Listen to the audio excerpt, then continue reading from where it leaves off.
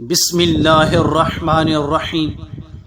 میرے محترم بھائیوں اور دوستوں، جب کوہ طور پر اللہ کی تجلی ظاہر ہوئی تو حضرت موسیٰ علیہ السلام کے چہرہ پر تجلی طور کے بعد ایسی کبھی تجلی رہتی تھی کہ بدون نقاب کے آپ کے چہرہ کو جو دیکھتا اس کی آنکھ کی روشنی ختم ہو جاتی۔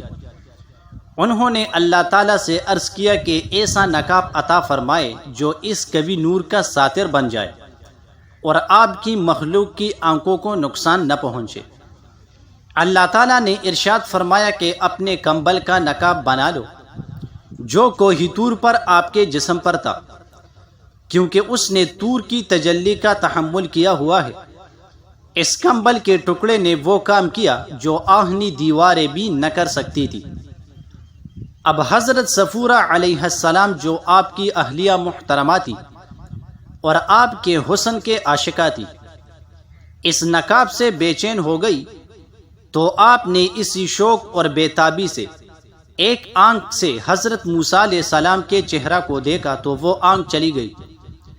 اس کے بعد بھی ان کو صبر نہ آیا تو دوسری آنکھ بھی کھول دی تو وہ بھی بے نور ہو گئی۔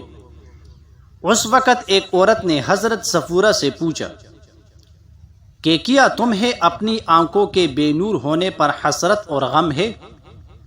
فرمایا کہ مجھے تو حسرت ہے کہ ایسی 100,000 آنکھیں اور بھی عطا ہو جائے تو میں ان سب کو محبوب پر قربان کر دیتی۔